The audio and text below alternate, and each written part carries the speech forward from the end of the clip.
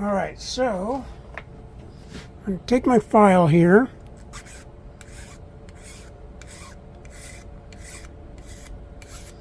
And as you can see, I'm rotating the blade in my fingers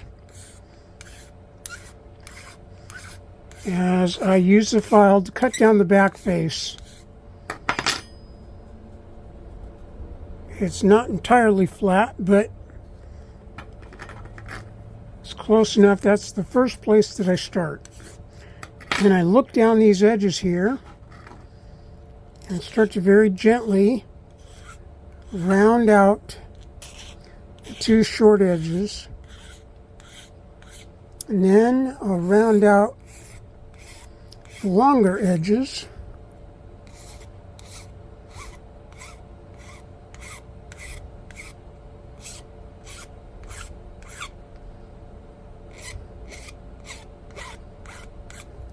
Okay, now I'm doing this all by sight, and I'm not taking off that much material. Not yet. Alright, now I'm going to go flat across the long end for a couple strokes, and then up and over into a kind of a radius. I'm taking off all the extra material. Like I said, my printer is a kit that's over 10 years old, and it's not, probably not, the most exacting printer, but it's mine and I love it, and I've rebuilt it many times. Okay, so I'm working on the sides and back face.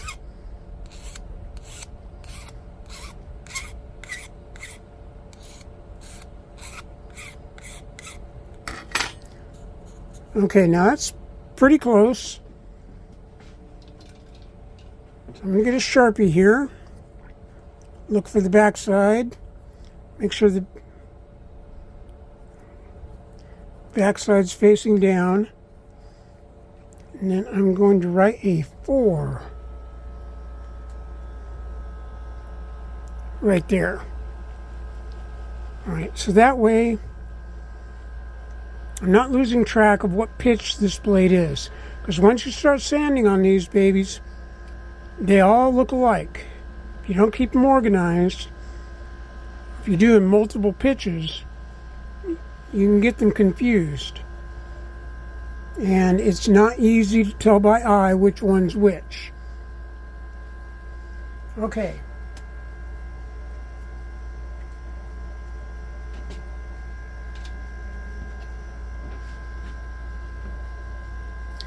The next thing to do is there is a flat on the top and the bottom here. I don't want to take off that much material.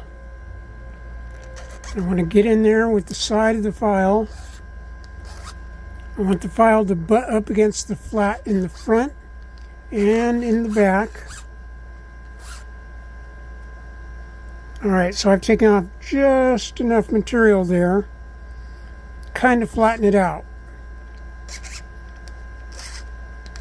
Turn it over. Do the same thing on the other side. You don't want to take off that much material, not yet. Alright, now, there's a bit of an overhang of material right where my fingernail is. I want to take that off. I'm not pressing down on here, I'm just doing the back of the blade, or the front of the blade holder, excuse me. This is the front. This larger flat is the back.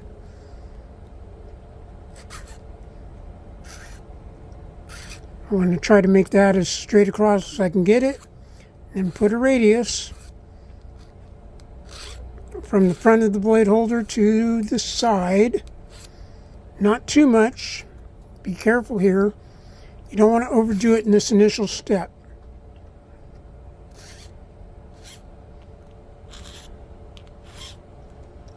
Adding the radius. Okay. And kind of go around the corner. going around each of the four corners, adding a little radius to the quarters.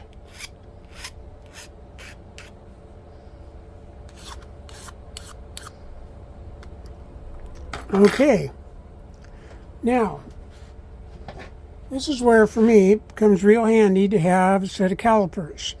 I have manual dial calipers here. Make sure that there's no debris in the teeth. Close it all the way, it's set to 0. Alright, now here I start to measure. Now you want to measure towards the front and towards the rear of that flat. Okay, so I have 2.0 there at the front of the flat. Move to the rear of the flat. I've got 1.96. Alright, so I'm going to want to take down the front just a little bit.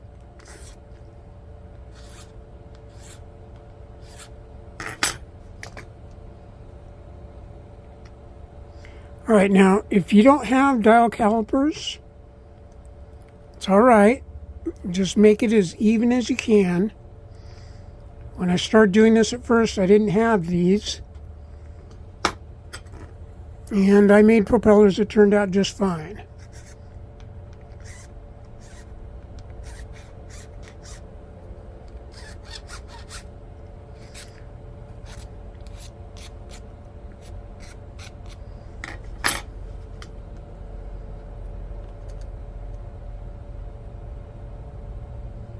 Okay, I'm still hitting 2.0 at the front. Alright, so this takes a bit of finesse. 2.0 at the front, 1.96, 1.97 in the back. That's 3/1000ths difference. Not terribly important in the whole scheme of things, but you want to try to make it as clean as you can, because this is one of the most important parts of the propeller blade. Alright, once you have a general flat going here, this is not completely finished yet, but you don't want to be in a hurry for that. Next step is to take off the extra material around the shank here. As you can see, I'm turning the blade.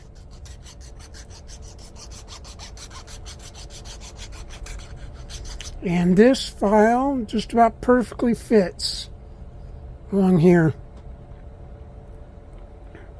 So what you want to do is make this as round as you can.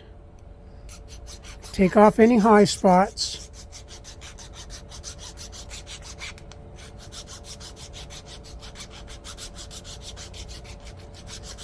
Now, when the file passes over this area right here, you can use this as a backstop for the file.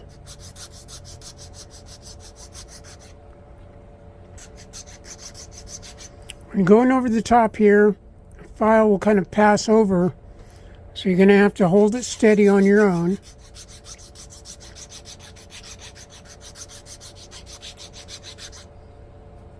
Okay, this is when I use my dial calipers again. Get a reading there. So I have 3.2, 3.19 starting there. And if I rotate this around, I can see where the high spots are. So I've got a high spot right there, about 223 or 323.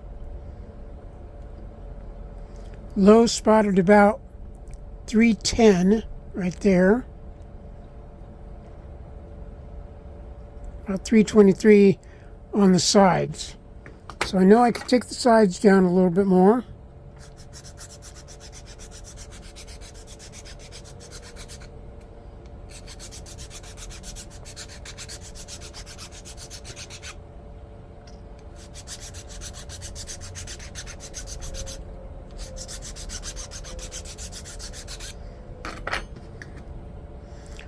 All right.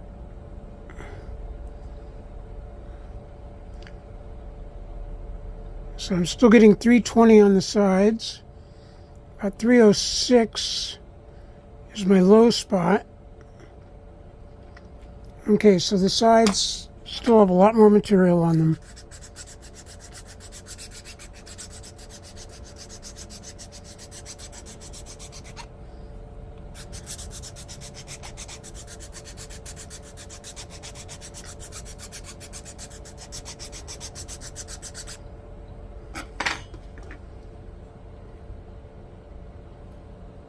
All right, that side's down to about 315.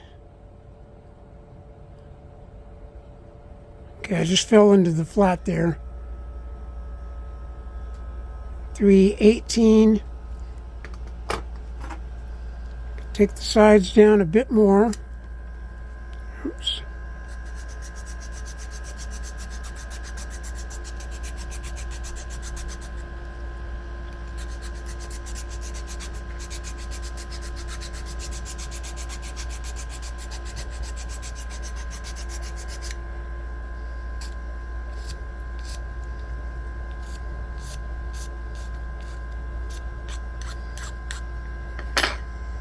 Kind of jump around a little bit when I start to see it that I've got some stray bits of plastic gathering up. I like to take them off. Okay, so what do we got?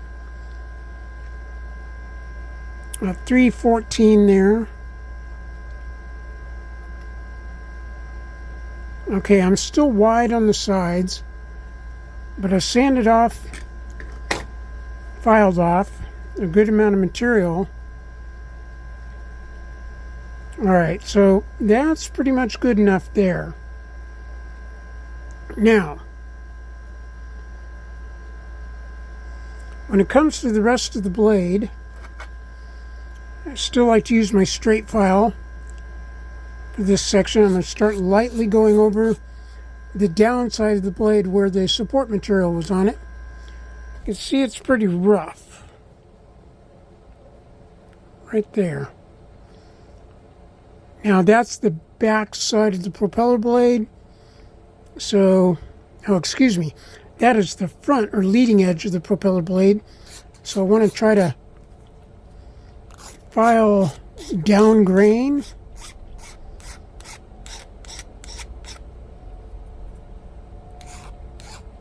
Try to curl that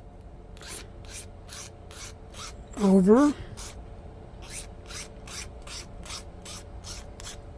So I'm rounding out that rougher section.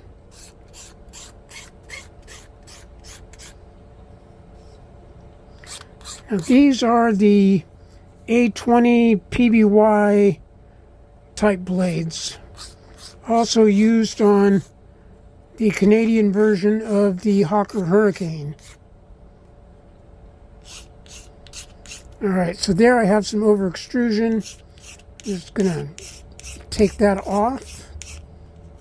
That's pretty flat. Now later, okay, this is the trailing edge.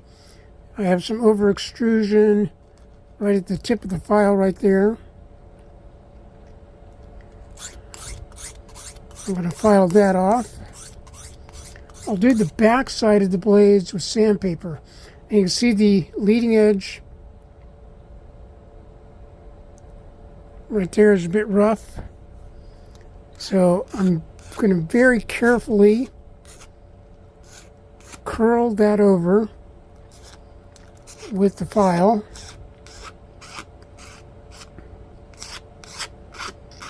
You do want to be careful when curling the file over or using your sandpaper here not to split the blade. It's easy to do, not terribly easy, but it can be done if you put too much stress on the blade.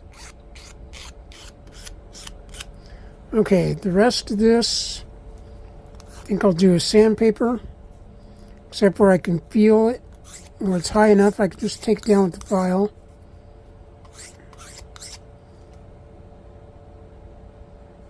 Okay, pretty good. All right, so This blade is ready for some finer finishing. And one of the reasons why I got dial calipers here is because I want to take all three blades in this flat section here and in this round section here. I want them to be about the same size. So I want a reading. I don't want to accidentally take one down too far. Also, I don't know if you can see this here, but this side of the blade holder, the part that's protruding out, is a little bit longer than that side. Alright, I can take that down by sight, and I will do that, but I also want to make sure that I measure across and the width and make sure that all the blades stay about the same size. Now, when that becomes very important is later on I'm going to use the Dremel to clean up the interior of these holder slots. And I want each blade to be about the same size so that I can use them to figure out how much material I'm going to take out of these slots. Right now, the fit's not good yet. So, better to have over material or too much material there than not enough. So, these are fairly exactly drawn, but you'll probably see there in the middle of this flat section here, it's not flat. It kind of droops. This is printed right side up. I do not use fill material inside of these blade holders because it's impossible to see where the fill material ends and the blade holders begin. So I have to deal with this bit of artifacting where there's a droop as the filament spans from this end to this end. Don't really have that problem anywhere else, but in these radiuses here and here across the long end, those have to be ground out with the Dremel tool and a fine bit to bring those radiuses or clean them up. Alright, so do all three propeller blades like this. This is the first step. As we go along, we'll fine tune it. Make sure these blade holders on the blades are fairly uniform. Alright. And we'll take it from there when we pick this up.